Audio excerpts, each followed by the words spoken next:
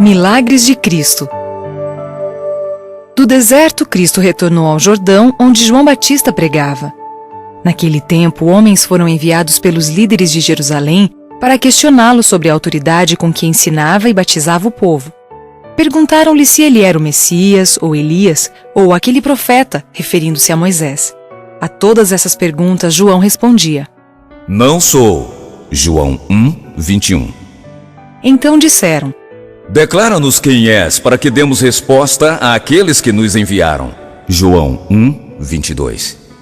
João respondeu: Eu sou a voz do que clama no deserto. Endireitai o caminho do Senhor, como disse o profeta Isaías. João 1:23. Nos tempos antigos, quando um rei viajava de uma região para outra em seu país, os trabalhadores eram enviados adiante de sua comitiva para abrir as estradas. Deviam cortar as árvores, retirar as pedras e tapar os buracos, de modo que o caminho pudesse estar preparado para o rei. Assim, quando Jesus, o rei da corte celestial, estava para vir, João Batista foi enviado a preparar o caminho, anunciando-o ao povo e convidando-o ao arrependimento de seus pecados. Enquanto João respondia aos mensageiros de Jerusalém, ele viu Jesus em pé à margem do rio. Com o rosto radiante, apontou para ele e disse: No meio de vós está quem vós não conheceis, o qual vem após mim, do qual não sou digno de desatar-lhe as correias das sandálias. João 1:26 e 27. O povo ficou grandemente comovido. O Messias estava entre eles. Olhavam ao redor ansiosamente para encontrar aquele de quem João falava. Mas Jesus se misturou à multidão e não puderam vê-lo. No dia seguinte, João viu Jesus outra vez e, apontando para ele, exclamou: Eis o Cordeiro de Deus que tira o pecado do mundo. João 1:29. Então João falou a respeito do sinal que vira por ocasião do batismo de Cristo. Vi o Espírito descer do céu como pomba e pousar sobre ele. Pois eu, de fato, vi e tenho testificado. Acrescentou: Que ele é o Filho de Deus. João 1:32 e 34. Com temor e admiração, os ouvintes olharam para Jesus. Então questionaram a si mesmos: É este o Cristo? Perceberam que Jesus não ostentava nenhuma aparência de riqueza ou grandeza. Suas vestes eram modestas e simples, tais como o povo pobre usava. Em seu rosto pálido e cansado havia algo que comovia os corações. Sua fisionomia mostrava dignidade e poder. Seu olhar e cada traço do semblante falavam da compaixão divina e de um amor inexprimível. Mas os mensageiros de Jerusalém não se sentiam atraídos pelo Salvador. João não dissera o que eles desejavam ouvir. Esperavam o Messias como um grande conquistador. Viram que essa não seria a missão de Jesus e, em seu desapontamento, afastaram-se dele. No dia seguinte, novamente João se encontrou com Jesus e outra vez clamou: Eis o Cordeiro de Deus. João 1:36. 2 dos discípulos de João, que se encontravam ali, imediatamente o seguiram. Ouviram os seus ensinos e se tornaram discípulos. Um era André e o outro João. André logo trouxe o seu irmão Simão, a quem Jesus chamou de Pedro. No outro dia, a caminho da Galiléia, Cristo chamou outro discípulo, Filipe. Assim que Filipe conheceu o Salvador, trouxe-lhe o amigo Natanael. Desse modo começou a grande obra de Cristo na terra. Chamou os discípulos um a um, e o primeiro trouxe seu irmão, o outro seu amigo. Isso é o que cada seguidor de Cristo deve fazer. Assim que tenha conhecido Jesus, deve contar aos outros sobre o precioso amigo que encontrou. Esse é um trabalho que todos podem fazer, quer sejam jovens ou idosos. Milagre na festa. Em Caná, da Galiléia, Cristo com seus discípulos compareceram a uma festa de casamento. Ali, seu maravilhoso poder foi manifestado para a felicidade de todos os participantes. Era costume naquele país usar vinho em tais ocasiões. Antes que a festa terminasse, o suprimento de vinho findou. Deixar acabar o vinho em uma festa era considerado falta de hospitalidade e um grande vexame. Cristo ficou sabendo o que ocorrera e pediu que os servos enchessem com água 6 grandes talhas. Então disse: Tirai agora e levai ao mestre-sala. João 2:8. Em vez da água, saiu vinho das talhas.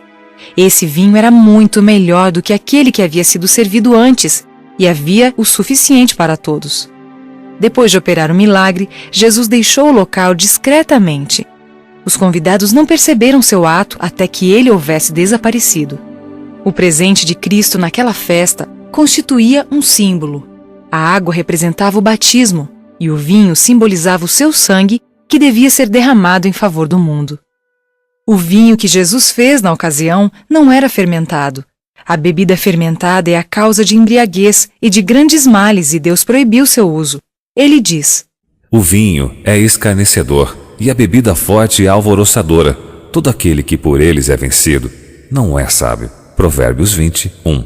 Pois ao cabo morderá como a cobra e picará como o basilisco. Provérbios 23:32. O vinho usado na festa era o puro e suave suco de uva. Era o que o profeta Isaías chama de o mosto, que se acha no cacho de uva e acerca do qual diz que há bênção nele. Isaías 65:8.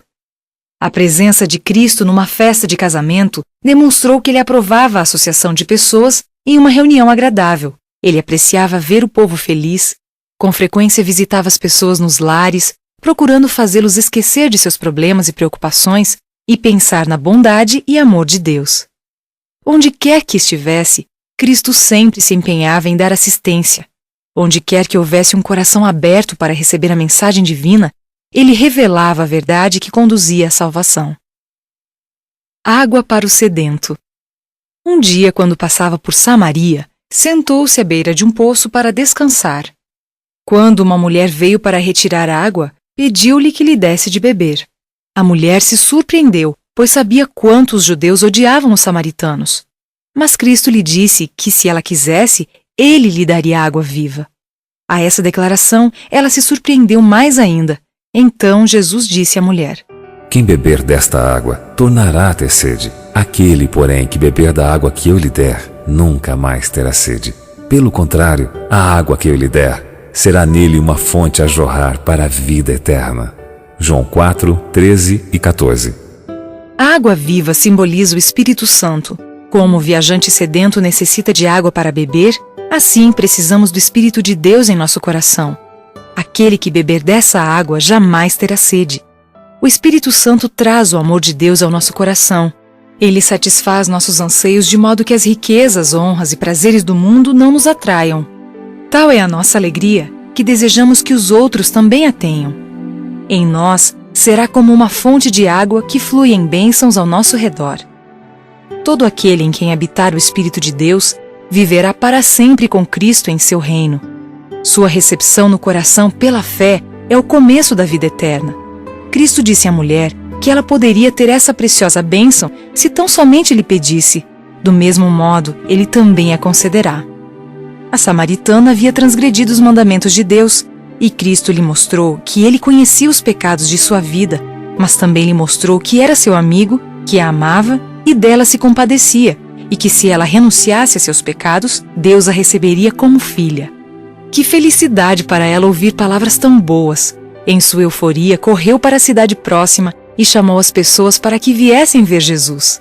Assim, eles se achegaram ao poço e pediram a Jesus que ficasse com eles. Ali ele permaneceu 2 dias, ensinando-lhes, e muitos ouviram suas palavras, crendo nele como seu Salvador. Enganados pela aparência. Durante seu ministério, Jesus visitou 2 vezes seu antigo lar em Nazaré. Em sua primeira visita, foi à sinagoga em um sábado.